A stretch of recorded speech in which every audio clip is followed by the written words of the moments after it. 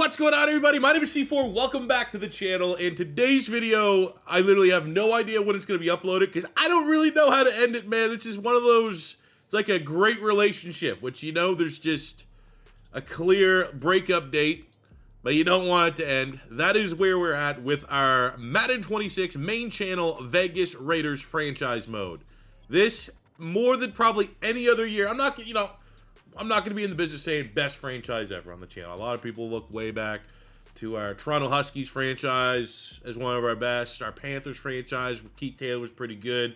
This one was outstanding, but I can say without a shadow of a doubt, this series is the most community-feeling franchise mode that we've done because we've done all the off-season streams, and this team has essentially been curated by myself and you guys in the community. Many of these players have been handpicked by you guys, where you guys pound the table. We went out and drafted them, and we've gone on and made an absolute dynasty. Back-to-back Super Bowl wins. So clearly it's at a time where, like, I don't really want to run back and play every single game and do like that main channel franchise stuff. That is for the Utah Yetis. Quick plug. Plan is right now, Utah Yetis off-season stream Friday night. Be there or be square. It's going to be a good time. If you don't know what the Utah Yetis are and you're living on a rock and you've only been watching the Raiders franchise mode, because we've proven as a community that we can make a super team, I have a new franchise mode where every player has to be a UDFA player, and we are still finding studs, and we are going to hopefully someday be as good as this team. But I did want to not just like, oh, we got 2 Super Bowls and the Raiders series. We talked about it a couple times in the comments, and we talked about it on the last stream, that we're going to kind of do a rebuild here, where I was thinking 10 years. I mean, who's the face of the team? Is it Kyle Clary? Should we play until Kyle Clary retires? Like, I was thinking 10 years, right? So at 10 years, he'll be 35. Maybe he'll play till he's like 36, 37, 38. We play a little bit longer.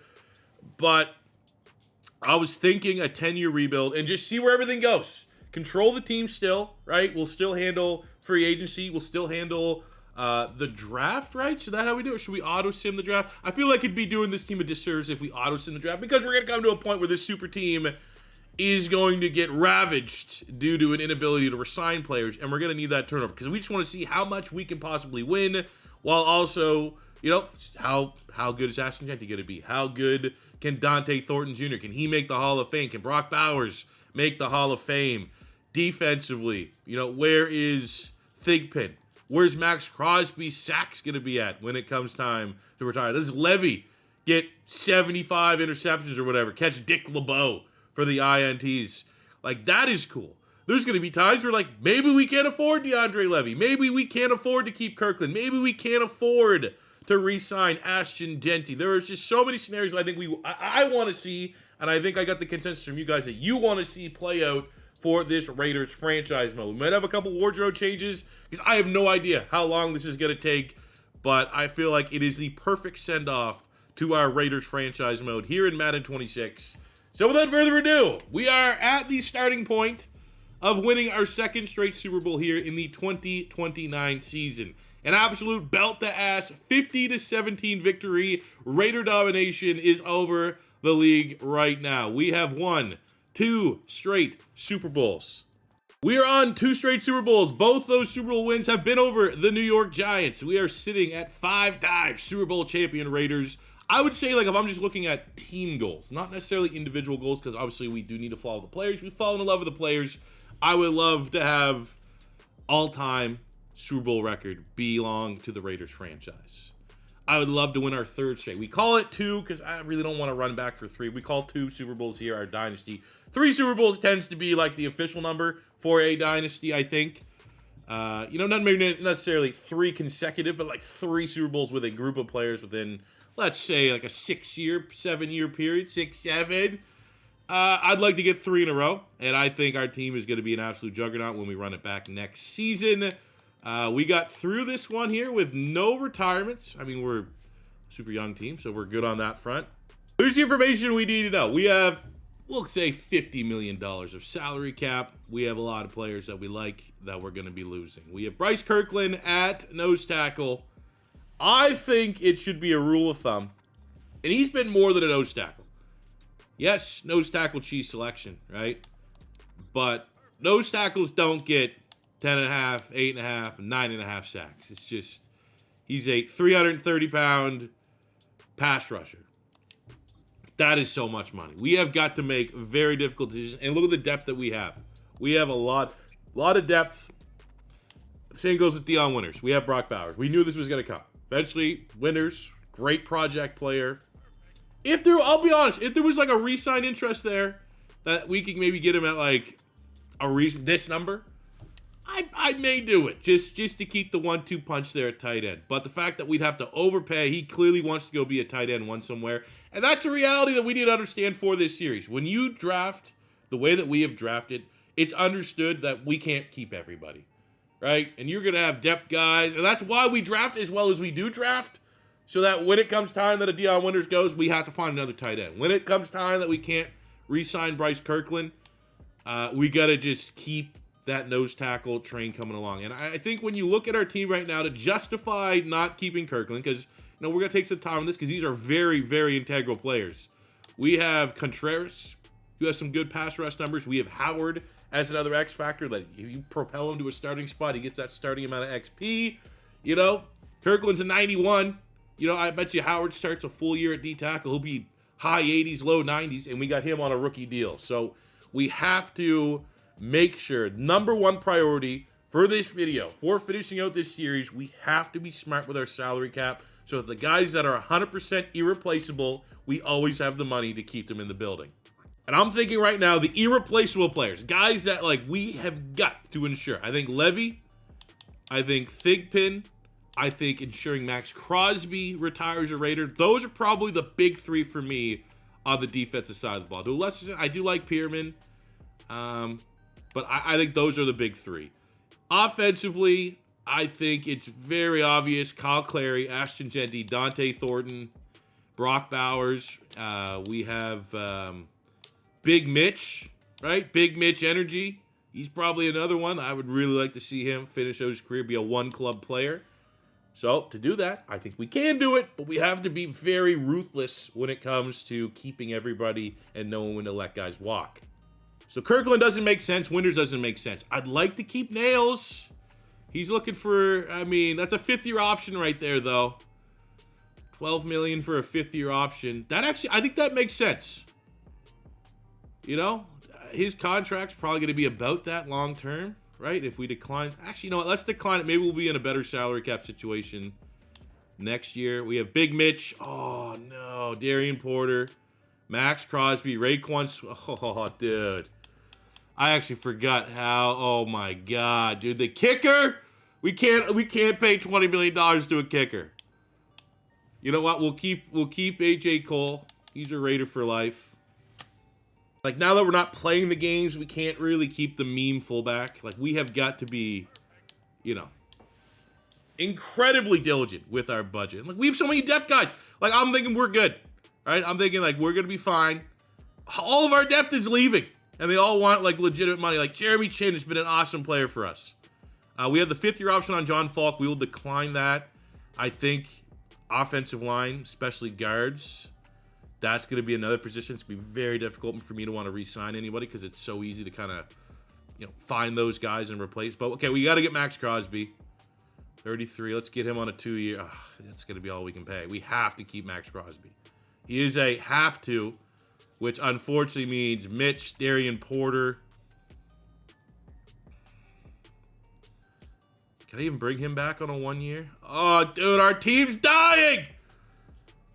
Can I bring back Big Mitch? Oh, no. Fuck. All right. You get some, royalty-free sad music here. Keith Mitchell's gone. Awesome RB2. Probably the best RB2 I've ever had. Shout out Shermanator. 11 touchdowns. Every one of those touchdowns was huge and important. Deion Winters, the project of all projects, because of an injury crisis, actually got to line up at wide receiver for us and play a little tight end. Got a lot more involved this season. Never really had huge stat numbers, but we will always remember. And then we got Big Mitch. Oh, dude. UDFA. Was he UDFA? He was a day 3 pick. We had scouted as a first, second round talent. Came in. Has been one of the best goddamn slot wide receivers we've ever had. That one stinks, man. I thought we'd actually have funds to keep Big Mitch here together. Damn it. Defensively, obviously not all these numbers for Jeremy Chinn are with us, but he's been the guy almost every single offseason stream. You guys wanted me to get rid of Jeremy Chinn. I kept him through thick and thin. He's been an awesome player. Developed into a superstar X Factor. 71 TFLs, 11.5 sacks, 16 picks. Kind of that hybrid type player. We're going to be losing Darian Porter. He's been a starting corner this whole series. Obviously, when we started, a rookie, one of the rookies from that Raiders class. 400 tackles, 19 TFLs. Got 13 picks, 39 PBUs. Obviously with Kirkland, brought him up, man. 151 tackles, 52 TFLs, 32.5 sacks. This is the one, though, I feel real optimistic about the depth D tackles that we have can step up and fill his role. And then we're going to be losing Sweeney, who we got in a trade. I think it was with the Browns. Obviously, it's more of a better player than he is statistical performer. So what I'm going to do is, when we lose the big name players, I'm going to keep track. My little notes here. I'm going to keep track. We got Kirkland, Deion Winters, and Big Mitch Howard. Those are going to be the three that I'll follow their, to an extent, their careers. We're obviously going to look at where our players end up. But there's certain guys like I'm going to have, and I think we all are going to have a little extra interest, especially if we go, 10 seasons in. Like, does Mitch become a wide receiver one somewhere? Does Bryce Kirkland continue as a nose tackle to just dominate and rack up sacks? So we have $37 million of salary cap this year.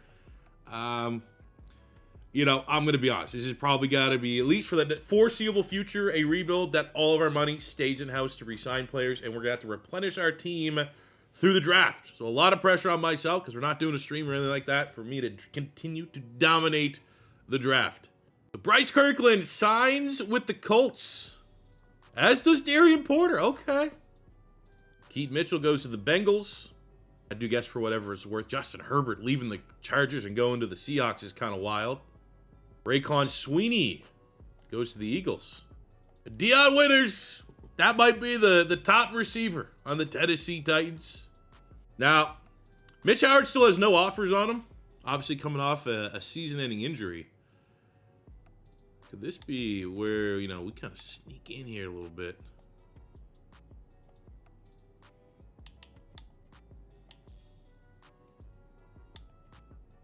Just a little bit. I can live with that number. Let's just see if we can sneak in here on Mitch. He's a Raider for life. I hope that decision doesn't come back to bite us in the ass. But I'd be honest, out of the three, Kirkland, Winters, and Mitch is, plus we need him at wide receiver for sure. He would have been the big guy. And I mean, we got him at a decent number. Not an outrageous number. Got him locked in for 4 years, rest of his prime. And he's a guy, like, stylistically, as a slot wide receiver, I think he'll age gracefully. So nice, we're able to keep one of our guys. And we got Jeremy Chinn going to the Colts. So 3, Kirkland, Porter, I think, Porter, right? And wow, Colts are just trying to bite our style. We have mock draft 5. This doesn't really matter, but it's out of total curiosity. They have us selecting a tackle at pick 32. Yeah, right. So when we take a look at our team going into the draft, positions of need. I think we need wide receiver depth. I think we need to just replace some of what we lost, but it's not necessarily going to be a priority here, right? Keaton Mitchell at RB2. I think if we're kind of future-proofing a little bit, guard would be another one, because there's no way we're going to be able to afford paying guards, and both Gilmore and Falk are going to be in contract years, so we can find a good guard, and I actually think I did find a good guard. Don't want to prioritize that, but that's something we want to target. In the secondary, I have a lot of faith that Kitchens, former rookie Pro Bowler, one was kick returner of the year. We have Kitchens, we have Levy, we got another DB here, right? And then we got between Nails and Smith. Nails was a corner that we moved to safety, so we have a lot of versatility in the secondary. I think edge rush. We have Shepard here who's an 80, great, but I mean a very limited ceiling. So I think pass rush is where we need to go with our top pick.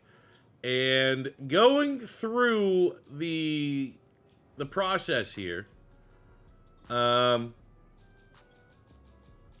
I think what we have right here is this guy, Shelton Brooks, A run block, B pass block, 3rd, 4th round, and then what really got me was 46 reps on the bench press.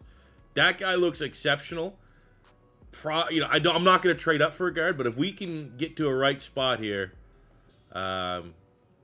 disciplined player, a lot of things look real good there. But he's one of those guys, third, fourth round projection. I wouldn't be shocked. Spoiler, I looked, he's not going in the first round, but he could go very early in the second round.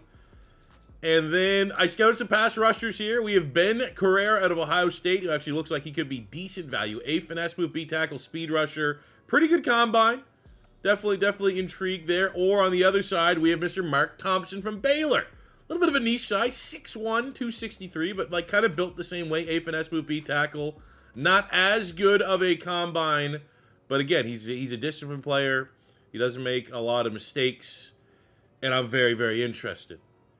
So, I was like, all right, so that guard looks very good. That edge rusher looks very, very good. And looking at mock draft 5, we're definitely not going tackle, but neither one of them are going in the first round. So I think this opens up an opportunity for the rich to get richer. And for me, on my own, in my very first draft, to continue the very high standard that we all have set. So look at how the draft, followed pretty much exactly the way it was supposed to go. And we are here at pick 32, and we are going to appreciate the rest of the league for letting Mark Thompson fall to us. That is, run that one up to the podium. 13th in true value at pick 32, and that is a dev trait pass rusher that gets to play on the other side. Also learn from the mentor, Maxx Crosby. Oh, yeah, and then I forgot we do not have a second-round pick. So, actually, not going to be able to go get that guard. We do have a third-round pick. Is he still there in the third round? There's no way. 0% chance Brooks is still there. No, we got Ruiz, who also does look pretty good. If I'm going to be honest here, there is A pass block, C run block. Not the end of the world. Not a scheme fit. Definitely wish he was a scheme fit. Carvajal also looks like he could be interesting. But that's future proofing. At other positions here at corner, we do have a couple corners here that we did get scouted. Watkins looks pretty good at DB. Arthur Watkins, Oklahoma. He lacks discipline, but probably a pretty good player there. Look at all that. 2, 1, 1, 1, 1. If not, wide receiver depth. Had a couple players here fully scouted. Didn't really have like a stud, like no guy that's like a clear first round pick. I think when you look at the running back situation, it's kind of more the same. Like there's nothing, maybe like Vince Burley. We don't get the little sneak peek here. I mean, let's go Burley here. 77 at 67, no dev trait, solid player. We'll do the same with Watkins. Just screw dev trait. That's clearly an outstanding player. 34 in true value at 96. Got another just tidbit here. Glenn Nalen, a very disciplined, elite strength tight end. Not saying he's definitely no Deion Winters is coming. You want these types of players. Yep. UDFA guard here, Jeff Glover. A pass block. Wish maybe a little bit more of an, but the 3-cone 20-yard shuttle, very good. Elite, change of direction, so come on down. Top 75 player with a dev trait. So we obviously got to get to work with some UDFAs. We do not have a kicker on the roster, and there was one. I'll say that. I hope he's still there. I thought I had a 7th round pick, but everybody above a 70, which we feel pretty good about. Jeff Glover, 73 dev trait. Nalen, 73 dev trait. Watkins, 75 normal, but I'll take a 75 every day of the week. That is great depth for us. We got Burley. That's probably our worst pick. I'm not going to necessarily say I panicked, but I do think not having Keaton Mitchell, I am a little worried about the wear and tear potentially with Jeanty, even though we're not playing every single game. But look, you don't get this pick. You do not get 78 overall dev trade edge rushers at pick 32. These guys are always going like top 15. And the fact that edge rusher is our big need, this guy, 87 finesse move out the gate. He's already a top 50 pass rusher in the goddamn league. That is insane value. Now, I do want to go take a look at that guard just to confirm. What was his name? Brooks, maybe? Brooks? Carvajal? Brooks. Look at that. Second best player. Should have been ours. But of course, so many offseason streams, so many trades, so many draft picks gone. 98 strength superstar guard should have been ours. Ooh, got this guy, Donovan Young. Come on down. Just a superstar fullback chilling here. Sure. All right, another just star dev wide receiver. Sure, come on down. Oh, another one, rookie. Sure, come on down. Oh, I remember you. You were on our team not too long ago. Come on, come back. Welcome back. So there definitely was a generational kicker, and he got picked up by someone else. So I suppose we'll have to live with, you know, a record-breaking kicker here. Also, for the love of God, Madden, next year, can we please offer free agents longer than 1-year deals? Please. So as we start year number 1, and from here on out, I'm just going to go off of like the year of the season. We're starting the 2030 season, year 1.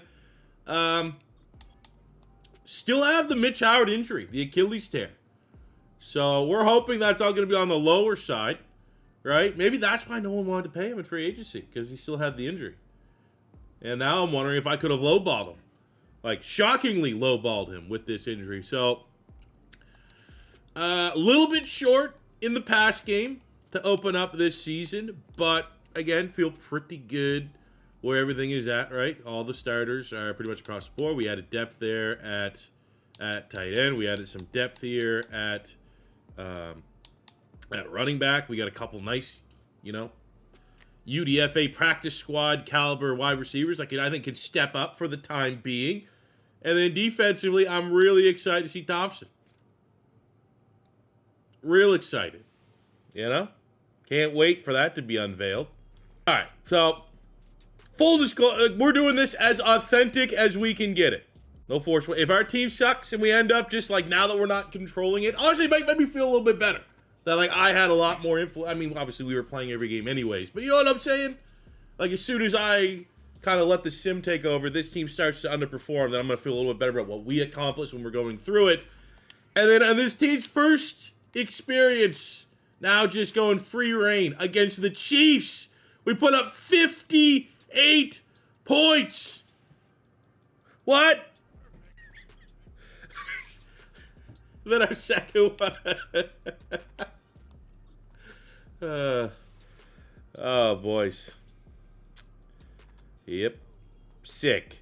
I'm going to rip the Band-Aid off right away before any player continues to develop. We are balling on a budget here. Okay. So we're going to have to, unfortunately, Pierman, Nails, Falk, Guerrero, Whitfield, Tyke Smith, Gilmore, OJ Pumpkin. Dude, this is, yep. I'm kind of hoping this is the year. I'm going to be honest. If with these names, if this is the 1 year that, like, our salary cap is going to kind of suck, and then we can kind of, you know, exhale for next year, our salary cap gets a little better, we can keep some players. These would be the group of players, like, I think I'd be fine losing, with all due respect. Just another weekly award, both offensive and defensive. No worries. And our first L of the year happens, and we still, not too often, you lose. And it's our defense showing up there, allowing Justin Herbert to go for 500 yards. Damn. We actually went like 2 weeks without a player of the week. Look at those ratings, boys. We're crushing it. We beat the Ravens going into our bye week at 10-2. And it's Dante Thornton Jr. just reminding everybody who the best wide receiver, who the alien is in this league.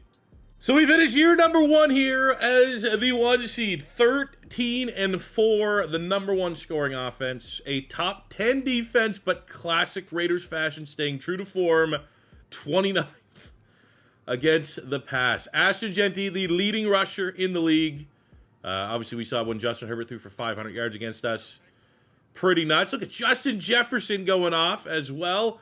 Kyle Clary, top 10 in yards, second in touchdowns, 4,300 yards, 41 touchdowns with 3 picks. We got 1,700 yards, 18 touchdowns for Ashton Jeanty. We got 1,500 yards, 23 touchdowns for Dante Thornton. Now, he did get the benefit of slot cheese because Big Mitch missed all of 7 weeks this year. And I'm not going to lie, I think I forgot to swap him out.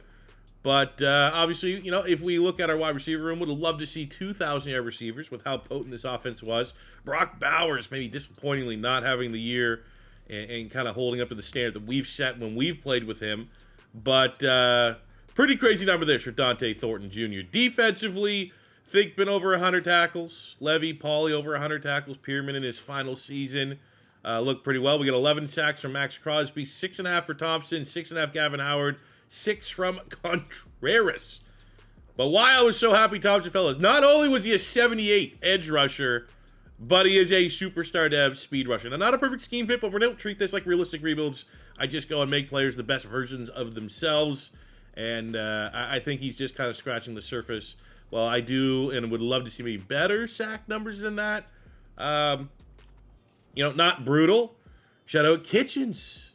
In his first year as like a full-time starter, the former Pro Bowler, known return man, getting a chance, make the most of his opportunity.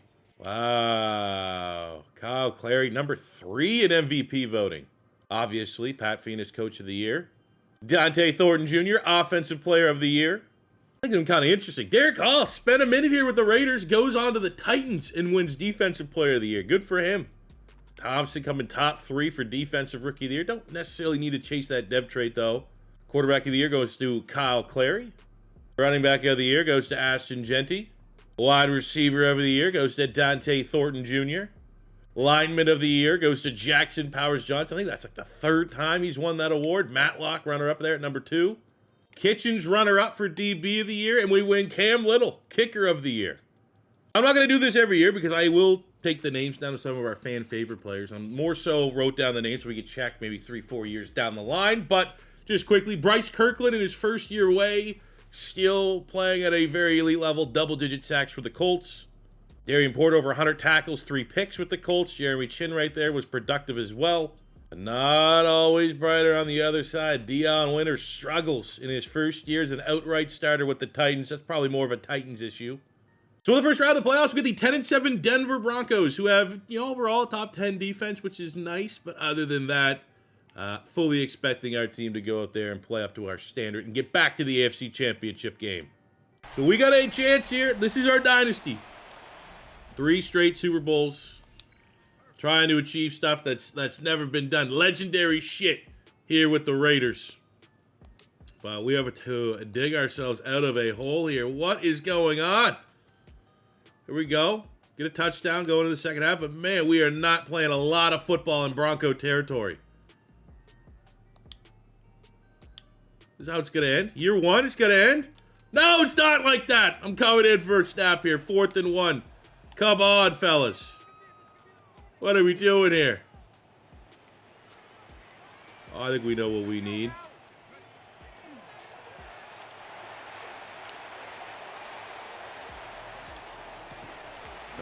That's what we need. 2 picks for Kyle Clary? That's not right.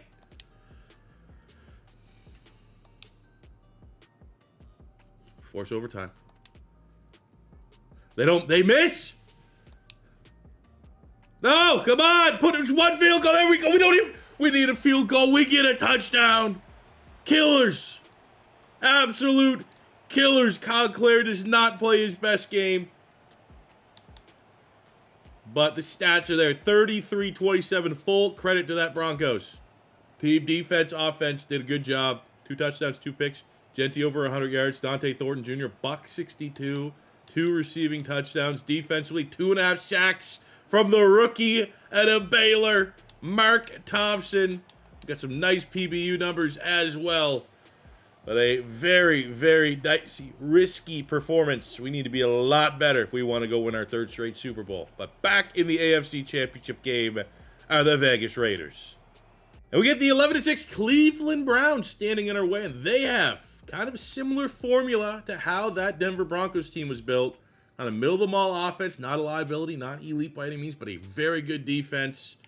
What I find crazy is when we rebuilt the Cleveland Browns and Myles Garrett retired after year 2. And I said, is this what? Is this normal? Does this happen to anybody else? We are in this would be year 7 and Myles Garrett still hasn't retired. What the fuck happened when we rebuilt the Browns? But AFC runs through Vegas. AFC Championship game might as well just be hosted here at Allegiant Stadium. We play here all the time. Cleveland misses an extra point. That is going to be potentially a huge difference maker in a game between pretty good defenses. Could come down to the wire. That 1-point margin. Have to settle for a field goal. Ooh. Let's get a good drive here. Up 4. Ooh, final possession. 3 minutes. Can we kill the game? Can we just feed Ashton Jeanty? And very kind of just back and forth, sloppy finish.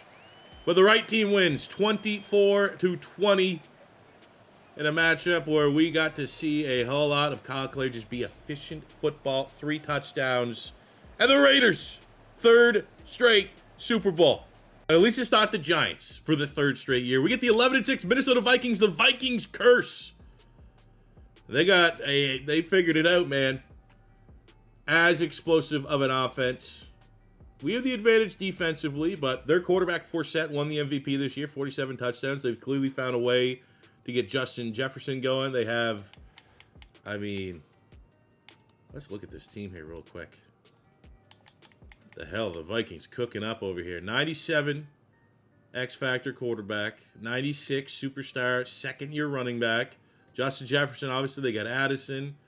They're deep. They got a tight end, offensive line, 84, 84, 70, 87, 80. Not bad. Defensively, Josiah Stewart, Alex Highsmith. Got 2 studs in the middle of the defense. Linebacking going, you got Loomis, a 92 rated linebacker of Arkansas. Secondary solid, pretty good, but might be a weakness there. This definitely does look like the 2 best teams in the league this year. And let's see if they're good enough to deny our dynasty. Kind of a fun moment here, finally. Dante Thornton Jr. gets his gold cleats and joins. He gets a +1 speed. Let's go. The Madden 99 club for the greatest franchise wide receiver of all time. Now, we just did a rebuild of the Vikings, and it took all the way to year 5 to win the Super Bowl. That was a tough scheme to win. That was the one we had Ole Miss's quarterback, Trinidad Shambliss. Actually, I'm hoping I can get this video to you guys here on Thursday. Playing tonight against the U. But this should be, if, both these teams show up, a high-scoring offensive battle. Which, to me, means when we get there, we don't want to be the team settling for field goals. We want touchdowns on our drives. And so far, it is 2 touchdowns to the good guys. Minnesota desperate here in the second half. Only has 3 points. The Raiders defense holding them to 2 field goals. And it's 3 touchdowns for the good guys. They're already going for it in 4th down territory. This is looking like dynasty status has been achieved, gentlemen. 21-6. A 3rd straight Super Bowl. I believe that's Super Bowl number 6 for the Raiders franchise as a whole, going back to the John Madden years. Maybe. I mean, and no signs. Now, I want to say no signs of slowing down. I think we're still returning with our core, and we're going to be good again next year. But I just have this false sense of optimism that our salary cap situation might look a little bit better next year. There is a chance that every single year now we have no money and we're just going to be losing players. And all the pressure is going to be on us to continue to draft at an elite level because, we are losing a lot of, 6 starters? Mostly on the defensive side of the ball. But that is why you draft the way that we draft. So that you can endure this and you can win 3 straight Super Bowls. Kyle Clary, probably your Super Bowl MVP. 200 yards, 80% completion percentage, 3 touchdowns, no picks. Jeanty was not his usual self. Also had a costly fumble in that one. Dante, Walton, Big Mitch, the big 3 getting after it. I will say though, hey, trying to nitpick as we win our 3rd Super Bowl. Would love to see Brock Bowers made a little bit more involved here in the sim. Kitchens, continues his breakout at corner. Love seeing that. 2.5 sacks from Contreras at nose tackle. Outstanding job, boys. And Kyle Clary, certainly the Super Bowl MVP. 3 straight dynasty status achieved. Can we make it 4? I suppose with Maxx Crosby getting up there, we do need to be checking the retirements. That could be happening and will be happening sooner than later. But luckily, at least through the first wave, not yet.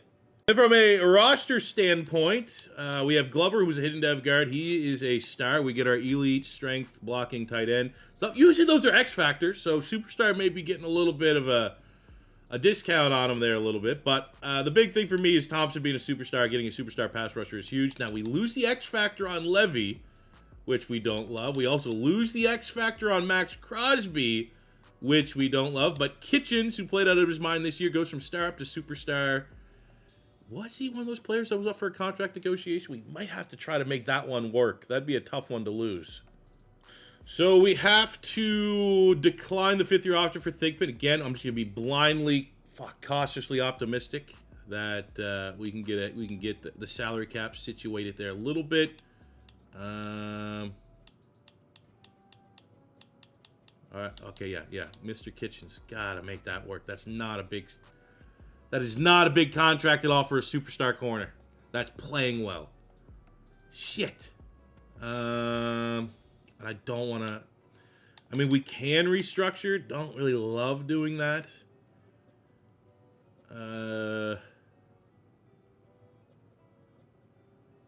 Like maybe Dante. No. I mean, how much would we free up here? Like probably 10? Okay, maybe we'll just do Dante Thornton. Like, I don't really be messing around with the quarterback contract, because like that's when you start getting in the shit a little bit. But let's just see. You know, there's going to be certain situations here where there's players that are like, you gotta just, that contract has too much value, and we're at a spot of rebuild. Any value contract, we have got to try our best to make it work. Guerrero, 26.82. He's looking for $4 million bucks. Oh, you bastard. Legend, man. Salute. OJ Pumpkin. So for free agency, we're just gonna, sit out on the sidelines, see where our guys go. John Falk is a member now of the 49ers. Pierman going to the Steelers. Nails going to the Dolphins. Guerrero goes to the New York Giants. Gilmore goes to the 49ers. So I peeked into free agency just in the last stage just to try to get cut rate deals. And I got a couple. We got Donovan Young back. We got the Shermanator and Hawkinson back. Let's go. So this is now draft season, and we are currently projected to go. We need free safety. Free safety is our biggest need. Brett Patton is a round 1 talent. B-man, C-zone, B-tackle, A-hit power. I'd be fine with that pick. Very fine with that pick. We also had a couple other good players, though. John McCord's a pass rusher. If we're trying to plan for life beyond Maxx Crosby, and you're understanding that like it's tough for edge rushers to fall, that could be a potential trade-up scenario as well.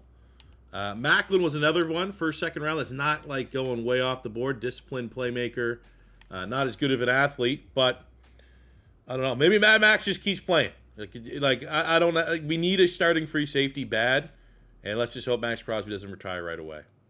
There we go with the first pick. I'm looking at some safeties here. I scouted, honestly, a couple.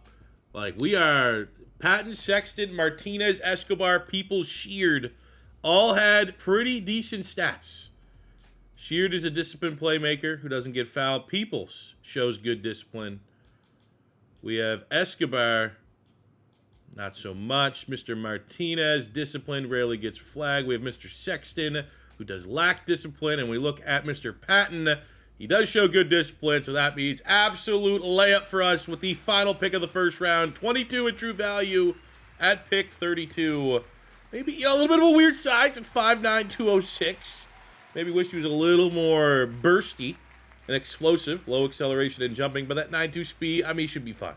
Day 1 starter. Once again, we have no second round pick. I'm going to stop trading picks so that we can actually have a full fucking board, which would be nice. But here we go in the 3rd round. Let's find another starter.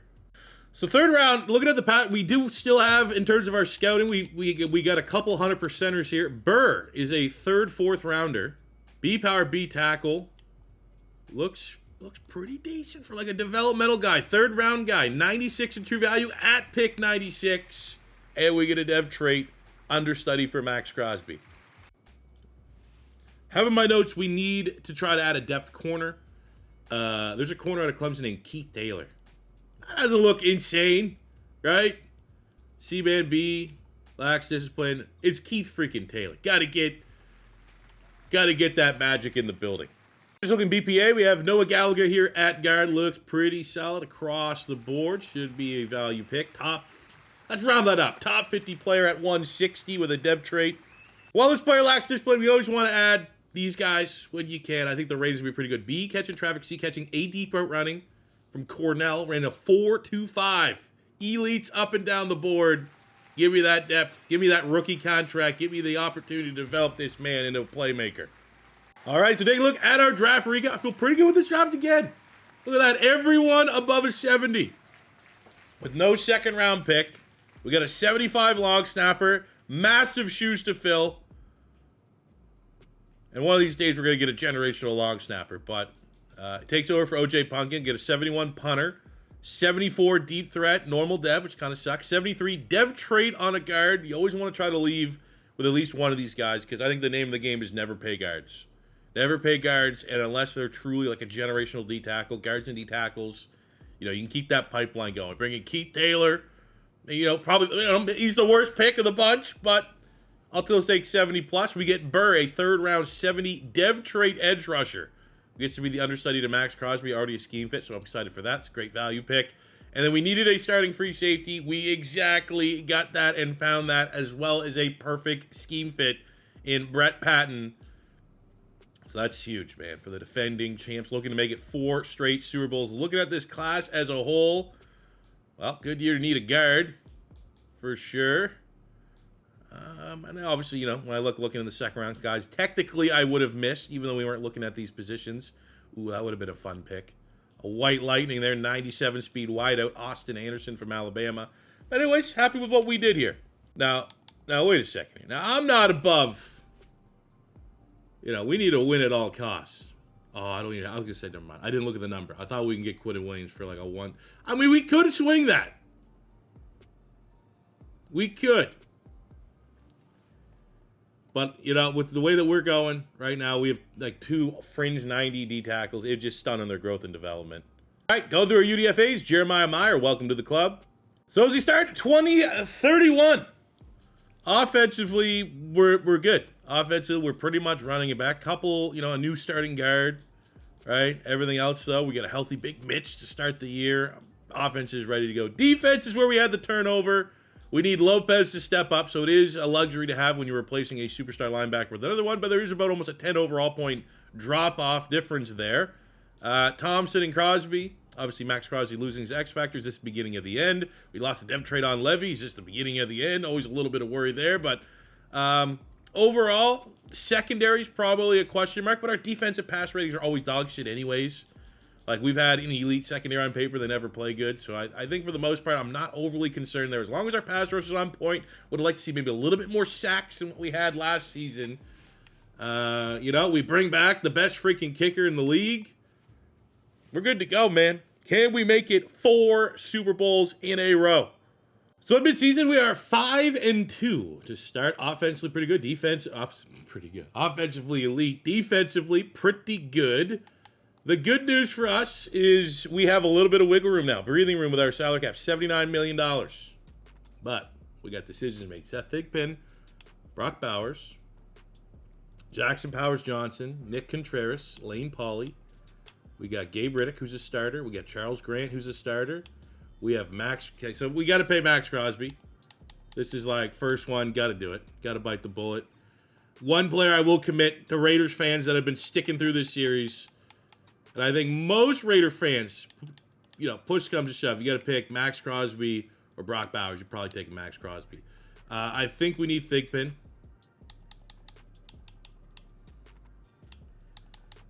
I think he's not ready to say we're not too far away. Let's get Thigpen and see if there's money for Brock Bowers. But I think the sad reality is, what's his stat? Now that we're going to the sim, I don't think. You know, 27 yards. Like, his yardage has been cut in half. We can't justify that price point. So we got Thigpen sign, $160 for 6 seasons. He's a career guy. He's a lifer. I think it's in our best interest to unfortunately let the legendary Brock Bowers go. We're just not using him. Right? We got Jackson Powers, center's replaceable. Nose tackle replaceable. I think we can keep Paulie. $8 million, it's not a you know, cut rate deal, but I think he's a good player. It still has a decent ceiling.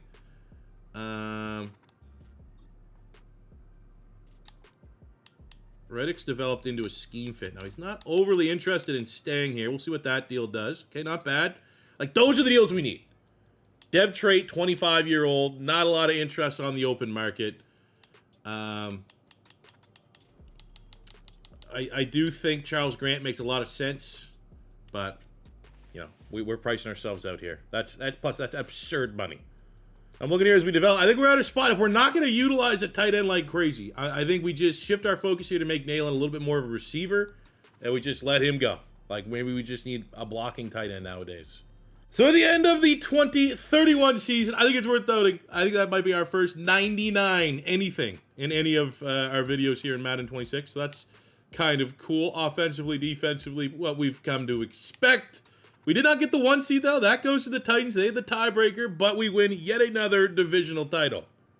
Take a look at our player stats. Kyle Clary, yep, still balling. Yep, pretty much what you expect. Jeanty crushed it again, because he does. 2,000-yard receivers. Big Mitch in the slot. Like seeing that's a good rebound for him. Dante Thornton still got his 1,000 yards. Walton was solid. And again, Brock Bowers, unfortunately, man, you can't justify that payday at all. We will look at his final career stats. I think it's coming to an end. But look at the sacks. Let's go. Mark Thompson, 18.5, 15.5 for Maxx Crosby, 11.5 for Gavin Howard. Contreras was solid. INT numbers, not our best work, but shout out Levy and Reddick. Man, this fucking Vikings quarterback's kind of becoming a pain in the ass for the hardware season for Kyle Clary. And Pat Fetus' like 9-year streak of winning Coach of the Year. Brian Callahan. That's fake news. He's not even there anymore. Mark Thompson, our first-round pick from last year. Defensive Player of the Year, as well as D-Lineman of the Year. Kyle Clary takes home Best Quarterback Award. Jeanty Best Running Back. Man, Big Mitch can't get that one. Okay. And for what he's been able to accomplish, Brock Bowers, in his 8 seasons with the Raiders, regular season, 653 catches, 8,000 yards, and 59 touchdowns. So we were able to finish his entire career averaging over 1,000 yards a season. And I'll never forget when he got hurt with the wear and tear. There was a chance way back, I think it would have been year 4, that if he didn't get hurt, he would have led the league in receiving yards as a tight end. First time in history. But unfortunately, our offense has changed a little bit, pivoted a little bit, and we unfortunately have to bid him adieu. Might as well just throw it in here just in case, because the worst thing is when a guy retires, you don't get to go look at their stats. I'm pissed off about that when it happens every time. So just in case Maxx Crosby retires, yeah, pretty bonkers. It would be kind of cool, though, if he plays like another 2 years and has a chance at the all-time sack record, at least the original one, which I imagine has been broken by now by, like, Myles Garrett. Ooh, no, it hasn't. Still sitting there with Bruce Smith at 200. But for the first time in what feels like ever, we do not get a first-round bye, and we have to start and run the full gauntlet here against a very, very tricky Baltimore Ravens team. Obviously, Lamar Jackson's not putting up great numbers, but that defense is terrifying. They're the best rush attack in the league. This could be tricky. Let's get it. Oh, it's a good time, man.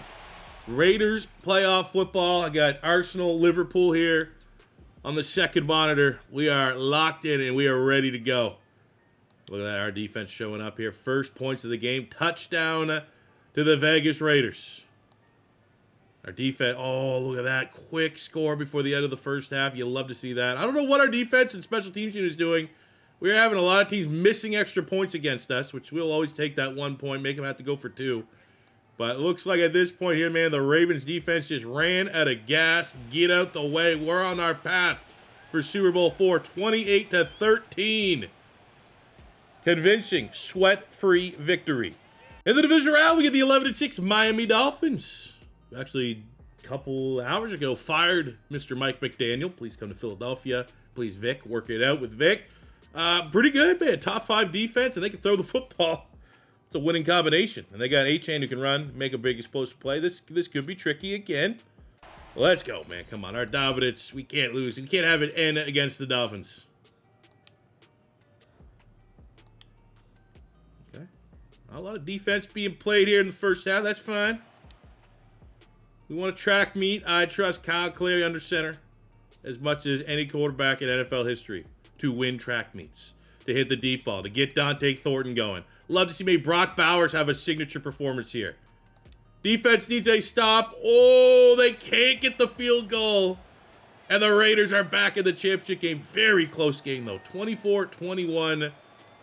Shout out. Kyle Clary's completion percentage has not been great, but he's winning. All right, we get the 1 seed. The Tennessee Titans, the surprise 1 seed. Let's see how good they really are. They can run the football. They play really damn good defense. But look at that. That passing game, 21 passing touchdowns, kind of like the Ravens a little bit.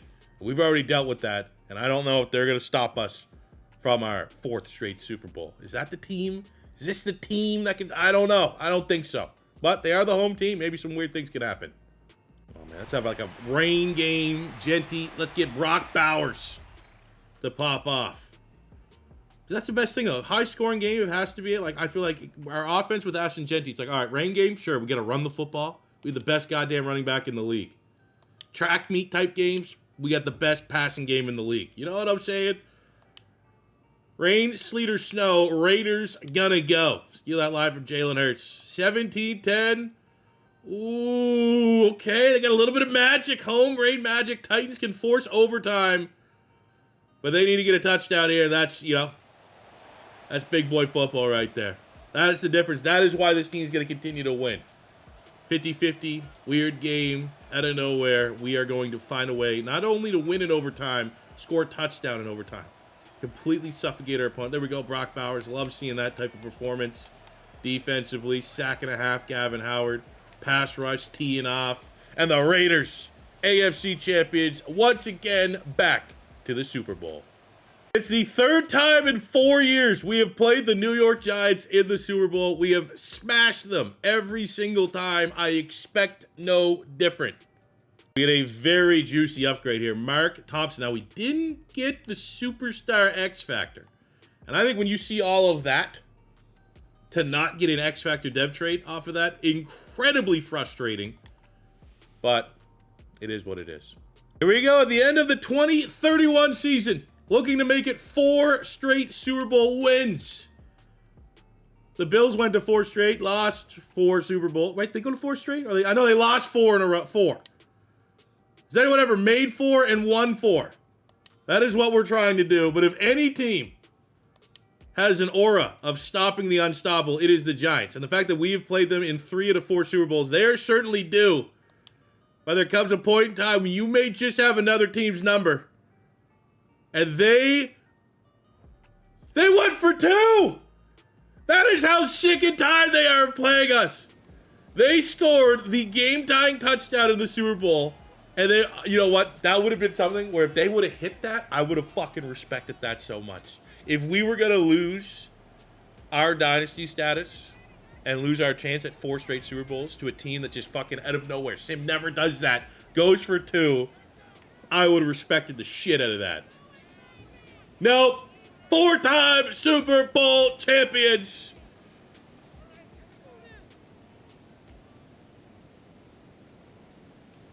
Put it in the rafters. What is that, 7? As a franchise? Let's get 8. We took over the Raiders team down in the dumps. IRL Raiders ended up getting the #1 pick. Very good role that our Madden franchise ended up being the worst team in the league. But since that point, we have done nothing but dominate this process. Kyle Clary was very humble. Jeanty might get a Super Bowl MVP. 110 catches, 2 touchdowns. Big Mitch in his final game as a Raider. Brock Bowers goes as a Super Bowl champion and had a good showing. 6 catches, 62 yards. Defensively, Thigpen, that's why you pay him the bucks. You may make the argument we shouldn't have paid a linebacker that kind of money. He's an absolute game changer. Levy, who just always shows up in the Super Bowl with a huge forced fumble. Things you love to see. Glad we looked at the final stats there. I sensed it. Maxx Crosby, he knew it was time. He's like, all right, 4 straight Super Bowls, and I have my understudy as one Defensive Player of the Year. It is time. This team is fine to carry on without me. 171 career sacks, which is in the top 10 all-time. Maxx Crosby, an absolute legend, retires after 13 years.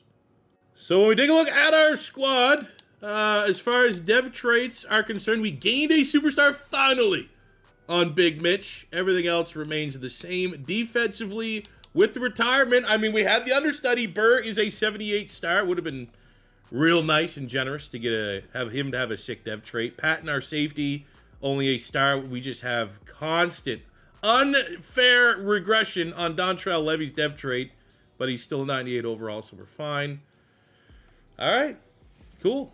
There we go, man. No pressure. Burr, you know, we're going to go from Thompson and Maxx Crosby now to Thompson and Burr, but I think these guys have what it takes. We got to, can't do it. Can't do it. Decline the option there. Oh, it's going to be 100. Yeah, just insane money. Can't do it. We just need to start drafting tackles. Like, even if it's like we have other needs, if there's a good tackle, we got to start hoarding them. I need like 4 tackles on both sides that can develop into starters at this point. But we are, in terms of this offseason, we need a new starting right tackle, a new starting D tackle, right tackle, D tackle 2, center, and tight end. Even though I think we could probably go with that superstar tight end. But it's going to be a very important offseason. We are losing a lot. Our offense literally just went from a 99 down to a 93. Gross. Commanders. Jackson Powers-Johnson goes to the New Orleans Saints. I mean, for what it's worth, Aiden Hudson joins the Niners. That's a huge get for them. Hardy going to the Saints. Josh Allen and Patrick Mahomes hitting free agency. Wow. So for free agency, we're almost always just going to be bargain hunting, and that's exactly what we're able to get. I needed a Sam linebacker, not always a starter, but when we are in base, we got Preston Nelson here. 25-74 with a dev trait. I wanted to add depth at wide receiver. We're able to return Jeremiah Meyer. I got a dev trait tackle, just developmental guy. This is a big one. I got a 24-74 dev trait quarterback, Brent Logan. You know, Kyle Clary's here, but like, there's a chance. Like, I got this guy on a 4-year deal. Sure. Welcome. So as we go towards the draft, I feel pretty decent with where we're at and the board that was available. But let's get it go. Our big needs tackle. We need to go best player available at tackle. And how many tackles fucking just went? First pick, we got 1 tackle going at 1, a tackle going at 9, a tackle going at 16, 19, 18, 17, 21, 23, 26, 25. So yeah, that sucks. Really, the whole board there just got absolutely shit on. We do have Spellman. It's kind of like the best remaining. I don't know. That's probably not going to be worth it, honestly. So we might be able to pivot here. We have center. We have Mr. Cofield as A pass blocking. I hate getting a center, but like a 4.7. That's he's pretty much built like a Kelsey. Tight end would be another one, even though I don't really want to invest too crazy in a tight end early, just because there's a reason why we gave up on Brock Bowers. But I mean, Cabrera looks good. There's some other guys that I think we wait here on tight end for sure. Other needs for the team, D tackle would have been up there as well, but I mean, those guys just kind of flew off the board. So I'm thinking if we're keeping it within, like, look, Manning, this Manning guy could be good, but he lacks discipline. You know, if we're just always chasing and drafting the best available player, I think it's Cofield. Plus, it's a day 1 starter for us at center. 34 at 32, we get our depth trait. I mean, us, Ashton in the second round, I think we just trust our board. We have a corner scouted as a first, second rounder. No one else, no absolute gems. You know, I kind of think that's what we do. And I just watched Liverpool hit the post. Now, it sucks he lacks discipline, but sometimes you get the guys that lack discipline, and you get them to gain discipline. And I think that's what we might be able to do here, taking the best player available again. Always want to leave with a good guard here, and we have Knox. I think he's going to be pretty good. Top 50 player with a dev trait, powerhouse as well, 93 strength. Yeah, so how about this guy's a running back? Anytime you can get like the premier athlete at running back that's going and falling, you always want to take a swing on that. 83. Let's go. I mean, Jeanty might start slowing down. Gonna trust our scouting here late. We got Bryce Chambers, another pass rusher here. B finesse move, a disciplined speed rusher. Can never hoard enough of these. 168 at 192, but he does come with a dev trait. So take a look at our draft recap. I mean, Hitting all 70s would have been nice, but Mr. Irrelevant, anytime you get a Mr. Irrelevant with a dev trait, you feel pretty good. Pretty good there. Dev trait on Chambers. Got nose tackle Cheese, just kind of went, didn't really have much left on the board. 70 with a normal. Pearman at running back, 71. Look at that athleticism, man. Gives us, Keaton Mitchell, except he's 20 pounds heavier, so that's kind of sick. Knox at guard, 75 dev trait. Manning, 74 normal. And we get a 75 dev trait center to be a day one starter. Whoa! So the Commanders get Brock Bowers. Look at all the 80s. That is very frustrating. That there's that many 80s, and I wasn't able to find one of them. And I'm not going to lie, I didn't really have any of these guys on my radar. But Commanders are going to be a problem. Brock Bowers, and then you just get a goddamn generational running back. Good for you guys. We start the 2032 season now. We're starting to stag a little bit, right? Teams, I'm not gonna say it'd be very disrespectful to say the wheels are falling off, but downgrade from Brock Bowers. We're going with a 74 right tackle. We've had an elite offensive line. Our depth is certainly being tested, but I think Kyle Clare in this offense still goes for sure. Defensively. Yeah, we have one D tackle now in Howard. He's an outstanding D tackle, but he's got to carry the load. Linebacking core, pass rush. I mean, we do have a Maxx Crosby successor, which was good, but these guys are going to take a little bit to kind of get where we need them to go, so there could be some growing pains from a pass rush perspective. And while the dev traits might not be sexy, our secondary is certainly a strength of this team as we look to make it 5 straight Super Bowls. At midseason, undefeated at 6-0 with a lot of green, which is very good. Looking at our contract situation, fuck me. $23 million, which means, pick your poison. Oh my God. So, DeMarcus Russell can't afford you, so we need a new tackle. Lopez at linebacker. That's the value contract right there. For talent, he's a starter. Walton at wide receiver, no chance. $119 million. Matlock, you can't pay guards. Can I even? I don't even have the money to pay Gavin Howard. All right, well, let's get Lopez locked in. 4 years, 39. And damn it, man. That's what happens, You can't win all the Super Bowls all the time. We're going to go ahead and we're going to set our focus scout to D tackle. A lot of work needs to be done there. So at the end of year 3, the 2032 season, Raiders go 13-4. A lot of green yet again, and another AFC West title. However, unfortunately, the Bengals get the 1 seed, so we got to go the gauntlet the long way through the wild card round. Got 3 players right there. Dante Thornton Jr., leading receiver in the league. Jeanty, second rusher. Clary, third in yards. Pretty good. Second in touchdowns, 4,400 yards, 37 touchdowns, 6 picks for Clary. Jeanty, that's pretty much the status quo at this point. Dante Thornton Jr. crushed it. We didn't get 2,000-yard receivers, but I think, again, how we handled the Brock Bowers situation at tight end, I think that worked out. But just a pure curiosity, how's he doing? Brock Bowers, yikes. I mean, while we're here, too, how's Mr. Winters? Better. Good for him, man. He's catching on. But for us, it's the Dante Thornton show. Defensively, thick pin tackle machine. We got, we knew it was going to be tough losing Maxx Crosby. Gavin Howard, that's the one player that's very painful we can't re-sign because he's X-Factor D-tackle. He played that. I mean, those are outstanding numbers. 10.5 sacks, though, from Mark Thompson. Last year's Defensive Player of the Year. A little bit more pressure. Definitely could say that having Maxx Crosby on the other side helped him out more than it did not. We got Burr. 6.5. He's a developmental pass rusher. I don't think that's going to be necessarily his ceiling. Interception numbers, though, not great for this Raiders team. Kyle Clary wins the MVP. That is his third? This is his second MVP. Won the MVP back in 2028. Gets one in 2032.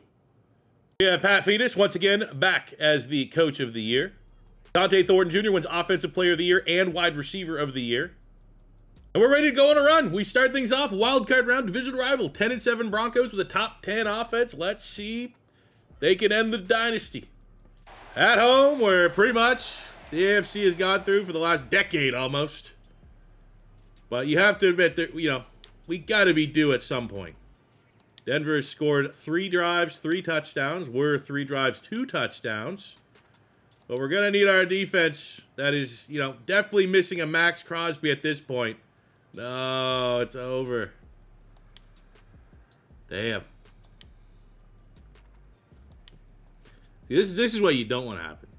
You don't want to have your streak and everything like that end, and then we're still also at a point like we're losing way more than we're kind of retaining when it comes to like contract signings and the salary cap situation. Shit. Well, 4 Super Bowls in a row will never be replicated, and now we got a chance here to start a streak up again. But I mean, that's just, you can't let Bo Nix do that. Bo Nix, absolute game manager quarterback, made him look like a fucking Hall of Famer. So shout out to the Falcons that end our dominance. 31, 30, 29, 28. Wish we could have kept it going, but everything has to end. Luckily, don't have any retirements, but some huge retirements around the league. Patrick Mahomes retires. He was with Baltimore. What? With Lamar Jackson? They're both sick of it. They're like, this is stupid. We're retiring. Josh Allen on the Patriots. Yeah, he's sick of it. He's retiring. For the good guys, I mean, we're looking fine. We're looking fine. We're not going to look fine once we lose our players that we can't keep. Lopez at linebacker jumps up to an X factor. We'll take as many of those as we can get. For us, from a contract standpoint, like this is, I really want to keep him. That's just an insane amount of money for a guy that like that style is findable. You can find a successor to that in the draft more often than not. Fuck, I mean, at some point we have to accept these options because I can't afford, like, it just kind of kicks the can down the road a little bit. But man, oh man, we are going into this offseason. We do not have a tackle that can play. So we need a left tackle, right tackle. We need a wide receiver 3, and we need 2 new D tackles. Sure. And because this is not an outright rebuild, fuck this, man. We're gonna manipulate what we have here a little bit. I have a guard that clearly could play tackle. I need 2. All right, so we're not beating around the bush there. I'm gonna have to find one. But when you have a 6'6", 330-pounder, I'm throwing him out at tackle because we have an 85 and 84 here at guard that absolutely are too small to play tackle.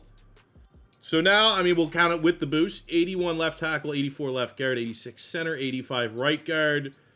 We did sign Schaefer. He has a dev trait, so it's kind of like an insurance policy if we can't. But I think our first round pick here has to be someone that can come play right tackle. All right, so if you're looking at the top free agents, all our guys. Gavin Howard goes to the Titans. Kyle Walton to the Dolphins. Matlock to the Bears. They're just moves. Patriots are just revolving door of quarterback, bringing in Drake May. That's not going to break the game. I'm sure it won't. We have DeMarcus Russell, our last big name free agent, going to Stoutland University, Philadelphia. We just go bargain hunting again. If the deal was insanely cheap, we got Manny Sanchez, 74 star dev linebacker to add to our depth. We got McBath, 24-73 dev trade. Safety, we only had 1 safety in the roster. And we get our third tight end here in Trevor Martin, 72 with a dev trade. All right, so for our prospects here, I did do my homework on the defensive tackles. We got, we got our cheese picks, which it always is annoying to use that. We need tackle bad.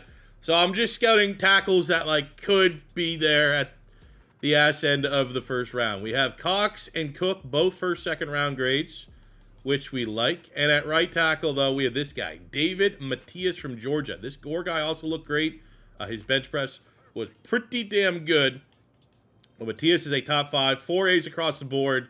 I feel like this is looking the gift horse in the mouth. Now, this Cofield guy, the number 1 player in the class, is also probably pretty terrifying. But this one's a lot more manageable. Let's see where he's going in the mock draft. All right, hopefully we're way down here. Let's see, Matthias. We're picking at 24, going Romero. I'd rather not. Gore's going at 21. Matthias. Ah, shit. Okay, I can't let Philly get Russell at left tackle. Like, you can't let them retool. We're calling the fucking Chargers. We do have draft capital. This is where I somehow, when we were doing our last offseason stream, 2033 was a good year for us. So I think for us to trade up, let's see what like a 1 and where does that go? I would pay both 2s, honestly.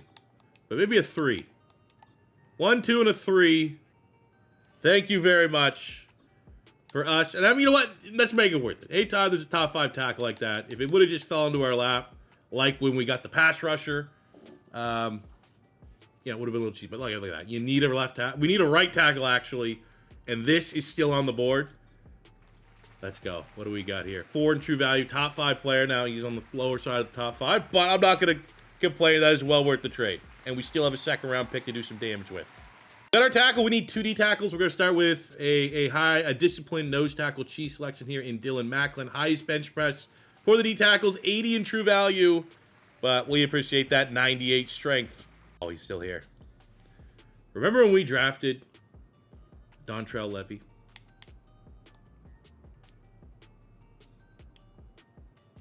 Remember? This guy, cutting him. 6'5", B-man A-press, day 3 pick. Literally, it might be the same generated player. 71 at 120. Dev trait, not great speed. Where have we heard that before? Perfect understudy for Dontrell. And then we'll just, yeah, our second D tackle. We've been sitting on this one. First, second round, Lloyd Batch. Give me, I want 1,000 pounds on my interior when we're starting. All right, looking at the draft recap. We need a good draft to bounce back, and I think that's exactly what we got. Late, I just kind of want the board. I don't know if this, I think that running back is a dev trait, though. Whitaker, fastest 40-yard dash of all the running backs. Not a scheme fit, but we'll add to the stable. 74 dev trait on Batch. I don't even know how that pick happened. I must add back-to-back picks. Yeah, 24, and I just fucking skipped it. Great, love that. But we get 72 dev trait, 71 dev trait, and the big hit here. Day 1 starter at right tackle, David Matthias. Welcome to the squad. So as we start 2033, this may be, and as you may have noticed, if you know how to do numbers, our team rating and overall on both offense and defense has been declining. We did have a very good draft. I love the fact that we got, an outstanding right tackle, pretty much an immediate upgrade. But Clary, I think, and I'm pretty sure, there was actually just a title update, but like there's this regression that's been hitting every quarterback at Super Bowl weeks. I don't know, in all my years of playing this game, like how could this bug happen, like through just a title update? Like nothing's been happening to franchise mode. They've been fucking adding helmets and like 4 face scans, and somehow we're just gonna like have a weird dev trait regression bug. But Kyle Clary on the right side of 30 has been regressing a little bit. Ashton Jeanty is no longer a 99 rated player, so we are getting to that point where it's like, okay, the boys are getting older. Defensively, I do think there's a great shot. Thigpen hits that 99 club. Probably DeAndre Levy hits that 99 club this year. But you can just see we're at a point right now where there's just been so much roster turnover. And coming off of a year last year, which one and done in the playoffs, I don't want to say the wheels are beginning to fall off, but, we might be reaching that time where, I don't know, we might have to mini rebuild a little bit to get back to a Super Bowl.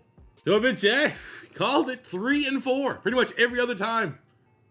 3 previous years at midseason, we've been the best team in the league on paper. Right now, we are below 500. Are we finally out of salary cap hell? No.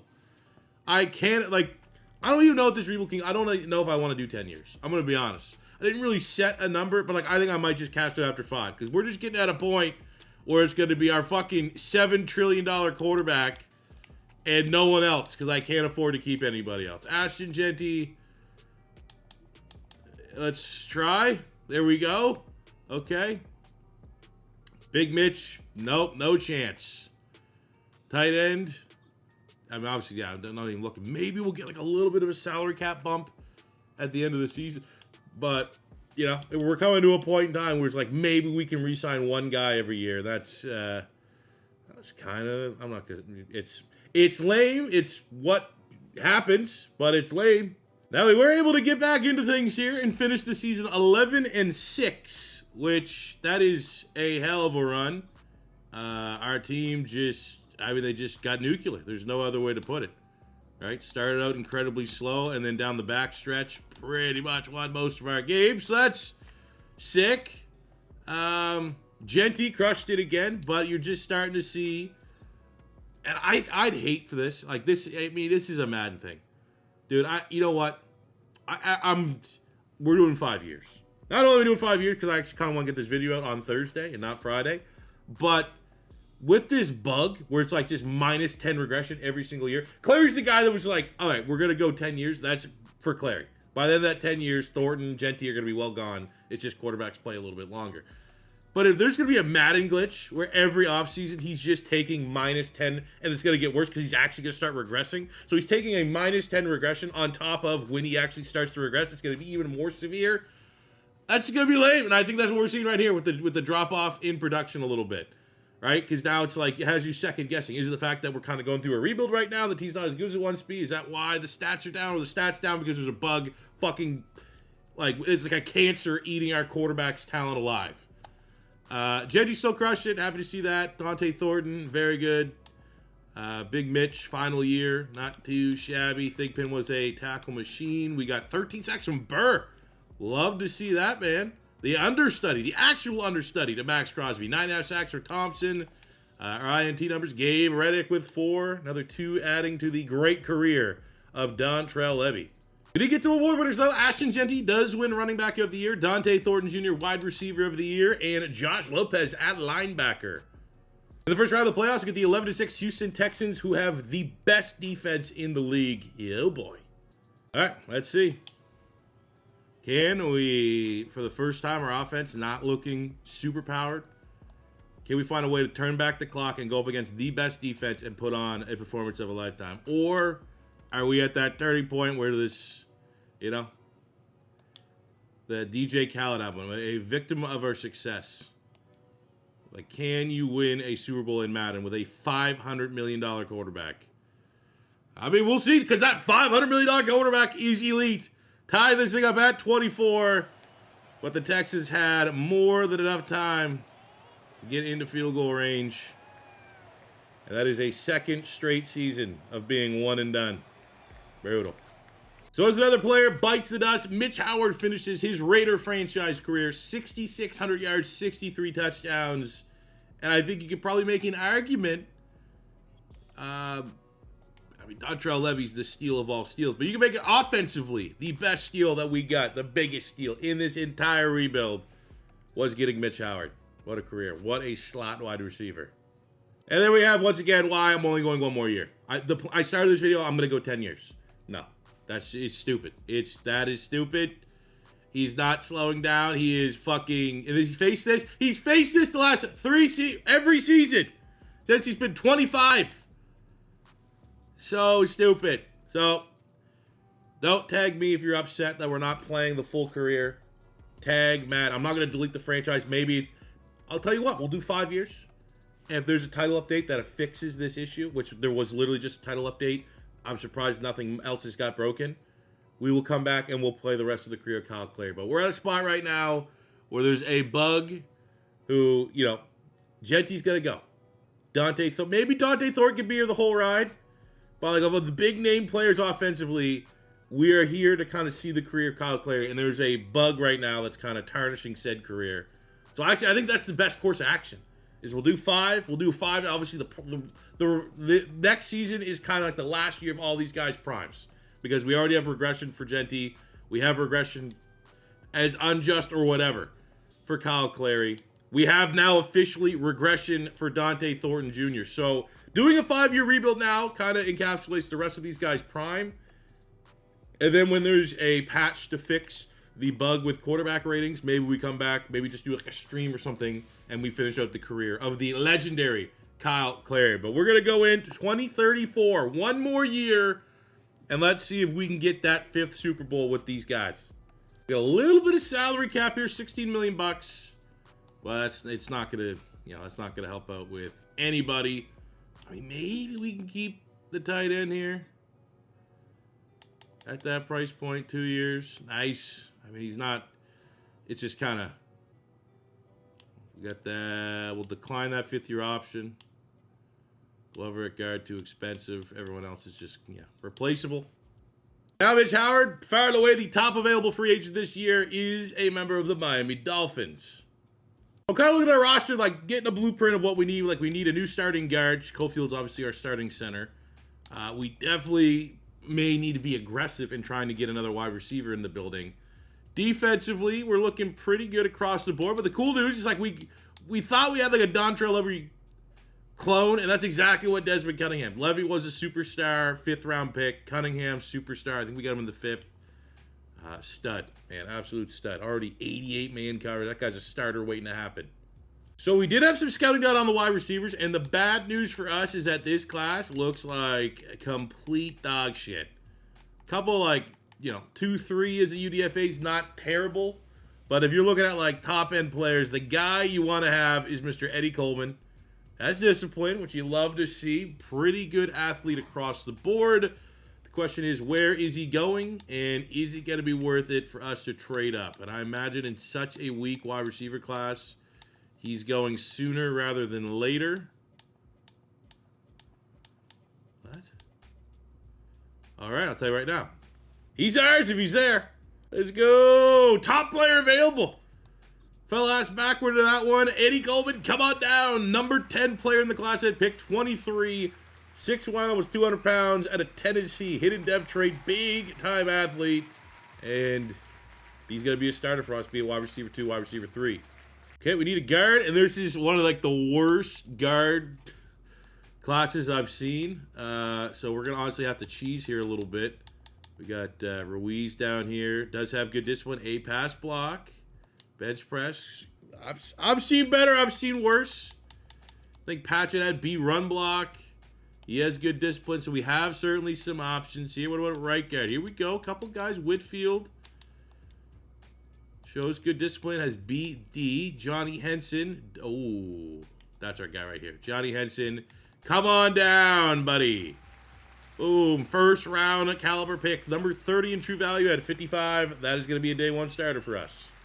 Not gonna lie, kind of just set our favorite board, and it was not a good class, dude. Not a good class by any means, but for the 2 positions that we needed, wide receiver and guard, we went out and got a wide receiver and a guard. Coleman, 77 with a dev trait, 74 dev trait for Mr. Henson.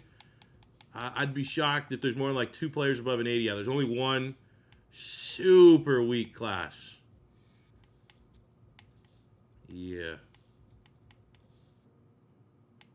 Good year. Good year to just, kind of wrap things up, you know what I mean? Here we go, going into the 2034 season, year 5 into the future, trying to get back to a Super Bowl and get number 5. Cash that one in. Let's move, actually, it's Mr. Coleman up there to wide receiver 2, our big first-round pick. Excited to see what that rookie can bring it to the roster. This is potentially last year off. They don't patch the quarterback update, but again, I think pivoting on the fly mid-rebuild, I don't think I'm wrong. I read all the comments. People are like, how long should we go? Every single person was like, go till Clary retires. There's a bug right now that I think will get fixed. So maybe we just wait. There's no rush. We got a little taste here. We got to go and see the rest of these teams' primes. And then let's just wait a little bit, and then we'll be able to see and finish out their careers when hopefully the game isn't bugging out. Offensively, though, I mean, Clary Jeanty and Dante Thornton Jr. still are S-tier premier players. You look at the offense as a whole. Matthias, last year's first-round pick at tackle, superstar right tackle, which you feel great about. Every start on the offensive line is good. Defensively, can't say necessarily the same, but we still, we're led by 2 outstanding linebackers. We have 2 very solid pass rushers. Burr actually was the most productive last season. There's not a weakness in this secondary. And we got a superstar corner just frothing at the mouth to get on the field. So really, the identity, the ceiling maybe has changed a little bit. But this is still a strong defense. This is still an elite offense, and I think we're going to have absolute opportunity to compete and try to win one last Super Bowl here for today's video. I've been season 3-3. You know, okay. Contracts. Oh, boy. Okay. Oh, because we got to pay the quarterback. Salary. Oh, we don't? Okay, salary cap for once is not looking disgusting. It's about to, because Thompson needs to get re-signed, our superstar pass rusher. Dante Thornton Jr. is here till he retires. He is absolutely not going anywhere ever. Even if he doesn't take that contract, you know, he's here till he retires. He's as important as Kyle Clary. I think that price point for Patton's not brutal. What's that around? Yeah. I think I'd take that contract every day of the week. Cody Burr's a pass rusher. I mean, he was our leading pass rusher a year ago. He's looking for under 15 a year. And there's a lot of interest. Like, I think that honestly has a chance to age incredibly gracefully near the end of that contract. So, yes, let's get him locked up. We have Young, who's our backup running back. We're fine there. Kitchens is looking for a 1 year. I mean, we're not going to spend that money elsewhere. And Kitchens is part of that original core. So, if he'll just come back for a 1 year deal, gives us another year to kind of figure out the secondary at the expense probably of getting that superstar corner Cunningham on the field. But Kitchens he's an OG. We got to treat him with respect. Yep, well, this video is edited about the perfect time. Offense still good, not the best, but we go 9-8. Missed the playoffs. Wheels fell off. And we're getting ready for about another -10. Shout out Dante Thornton Jr. leading the league in receiving yards, potentially touchdowns as well. Kyle Clary, no signs of slowing down. Did not throw a pick. You know what I'm saying? If it's not for the game cannibalizing him, he on the field on a season-per-season basis has been incredible. Ashton Jeanty slowing down, but still productive. But shout out Dante Thornton Jr. What an absolute monster. Coleman was solid. Would have loved to see 2,000 receivers. Only a star dev trade here. But if and when, strong win, light if, we return to finish with the career clear, I think there's definitely a lot of upside there with these guys as our 1-2 punch. At receiver, defensively, Thigpen just continues to be a machine there. 11.5 sacks for Lloyd Batch, the nose tackle. Getting a little Bryce Kirkland going. 9 sacks on 21 TFLs for Thompson. 7 sacks for Burr. Not brutal at all. INT numbers, though, need to be a lot better. While we're here, because we've been keeping tabs on some of the big-name players, we have on the Dolphins, just kind of seeing how our boy Mitch Howard did. Not great, not terrible. Is that Nathan Nails down here as well? There you go. Nathan Nails still doing a job there. 2 picks. Good for him. We're going to take a look at the Colts. That's where Bryce Kirkland went. And I bet, yeah, he's still, he is still absolutely crushing it. 9.5 sacks this year. Now, he's regressed a bunch and lost his X factor. But I'll tell you right now, for a 340-pound nose tackle, I don't know if there's been a better pass rusher. Like, those are outstanding numbers. We also are going to take a little look-see offensively. Kind of all over the place here. Tennessee Titans. That is where Winters is coming. Has been playing for this whole freaking rebuild for the most part. And he, 7 touchdowns is not too bad. He's regressed as well, now down to a superstar dev. But, I mean, he's definitely carved out a role. Good for him. We have, lastly, maybe the most controversial player that we let walk, even though I think it was the right call. Brock Bowers. Wow. Still an X factor. Good for him. Since he's left us, hasn't done a whole lot with Washington. 2033 wasn't too bad. But certainly, like, that drop-off and decline in production is a far cry from, his peak here with the Vegas Raiders. Even though the game wants to ruin him and get rid of him, Kyle Clary's still right there. Runner-up for league MVP. Once again, Dante Thornton Jr., Offensive Player of the Year and Wide Receiver of the Year. And we are going to, I think maybe pause would be the most appropriate word here as we end the 2034 season. Here's just a quick snapshot of the career stats of our players. Kyle Clary is just under 38,000 yards passing, 340 touchdowns, only 45 INTs in his career. I don't think it's hyperbole to say the most accurate quarterback in NFL history with that touchdown INT ratio. Like, who'd be closest? Rodgers? Yeah, beast. We will be back. Not going to promise because it's out of my hands, but I would be shocked if this regression bug doesn't get fixed at some point. So we will be back, and I will cherish and save this roster file until the end of this game's life cycle. Ashton Jeanty starting to slow down, but we are at 14,000 yards rushing, 136 touchdowns. Hall of Fame pace, absolutely in the mix there. Receiving, Dante Thornton Jr., 1,400 yards, win. I keep saying win. We come back. He absolutely is gonna catch Jerry Rice for the touchdown record, assuming he still has it. Jeanty's always put up big numbers as well as a receiver. That gives Jeanty what? 1,800 yards from scrimmage and almost 170 total touchdowns. Just an absolute god. Again, another play like when we come back. Wouldn't be shocked if both Thigpen and Levy can get over 1,000 total tackles. From a sack standpoint, obviously Thompson's been great, but most of that pass rush is on the younger side. Hasn't been here the full gauntlet. We also have the legendary Jay Hawkinson, who we're able to return as a kicker. Maybe not so much iconic numbers, but the longest field goal record is still his. We always kind of cool too. Like, look at the leaderboard standpoint here. Pat Phoenix, third all time behind Harbaugh. It would have been cool to catch him for sure, considering he just got fired. And then John Madden as the placeholder for quarterback all time. Kyle Clary has moved into top 5. Top 5 ahead of Aaron Rodgers. Lamar Jackson is ahead of him. Josh Allen is ahead of him. Patrick Mahomes is now the all-time GOAT. Obviously Tom Brady's not there for some reason. I assume this is for quarterbacks that existed when the game started. I don't think there's going to be like legends here. For running back, it is Ashton Jeanty. Cam Scatabo tried to keep pace with him a little bit, but Jeanty far and away. Holy shit, 27,000 points. At wide receiver, there's probably we got Shermanator at fullback. Justin Jefferson, Dante Thornton Jr. So Justin Jefferson has retired. We got a chance. Lad McConkey's for an active player, but probably another season, especially if you're getting around 3,000 a year for Dante Thornton. He's showing no signs of slowing down. He will have that record all said and done. Kelsey's up there. Brock Bowers, second place for tight ends. Winters at number 4. I love seeing that top 5. Russell, who we drafted, is number 1 at tackle. Falk, who we drafted, is number 1 at guard. Jackson Powers Johnson is far away number 1 at center. Did not get a great role here. Gilmore spent a lot of time with us, I suppose. Right tackle, Sewell, second place. Charles Grant spent a lot of time with us here. Left edge is Maxx Crosby, just barely beating out Micah Parsons.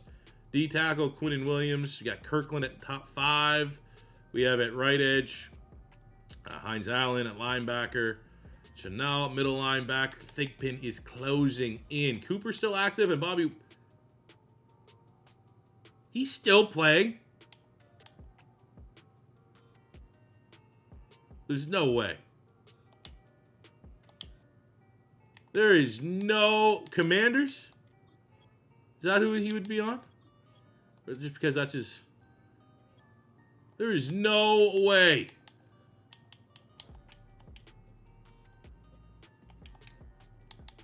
He's a Mike? That must be a bug. Yeah, there's no way he's still playing. I don't know why. 34. He would be like 40. 40 or something like that. Going back here to finish up, we still have, the punter all time. Damn, not our punter. Stonehouse kicker. Loop, just ahead of Hawkinson. Strong safety is Kyle Hamilton. Free safety, we got Joseph. Nathan Nails within the top 5. Corner is Witherspoon. Levy at number 2. Kitchens at top 10. Did not expect that. So I'm thinking this is not goodbye forever, but just goodbye for now for the Raiders franchise mode. I got satisfaction of seeing kind of the rest of the prime of this team. And while the wheels have certainly fallen off, I think there's also another argument to be made outside of, I think clearly we should be unanimous that let's wait till the patch gets, it has to come in. I'll be shocked. I'm going to do everything I can to like show my complaint upstream as much as times as I can, try to get it fixed. but also, like, we're probably headed towards, like, a mini rebuild. Might need to reset a little bit to kind of retool around the big three of Clary, Jeanty, and Thornton. So, that's, like, a new challenge within itself. But I hope I did you guys as much good service as I possibly can, looking out and playing out the rest of the prime of the core players here with our Vegas Raiders franchise mode. And hopefully when that patch comes, I'll be able to quote tweet the title update and say, we're running it back. We're finishing out the career of Kyle Clary. So stay tuned for that. Plan is, I'm not going to lie, I kind of backed myself into a corner here. I said all week, Friday was going to be Yeti's offseason stream.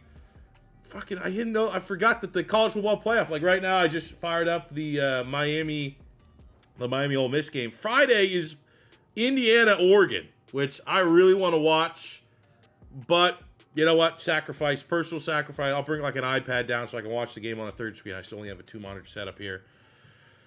So yeah, we'll be doing it. We'll be live streaming Yeti's franchise on Friday.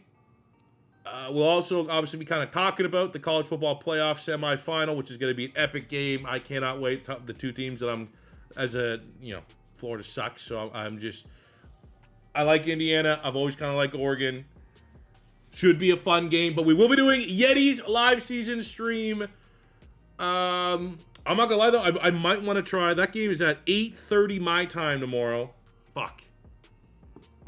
Probably 9 p.m. start. 9 p.m. Eastern start time. 10 p.m. No, 8 p.m. Eastern. Yeah, 8 p.m. Eastern start time, which would be 9 p.m. my time.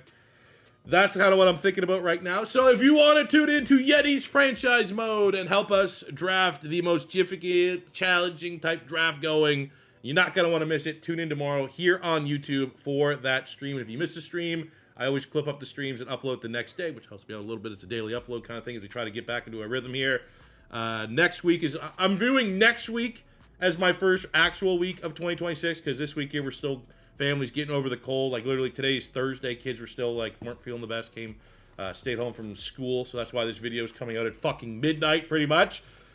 Trying my best, we're battling through it, but next week I'm hoping is going to be like, all right, new year, let's start banging out these videos every single day. So I appreciate all the patience with these spotty uploads. I'll see you tomorrow on the live stream for the Yetis. Thank you very much again for all the love and support here on our Raiders franchise, and I look forward to getting that patch update, fixing our quarterback so we can truly appreciate and respectfully close out the career of Kyle Clary. And you know what I want to ask for you guys? Who's the GOAT?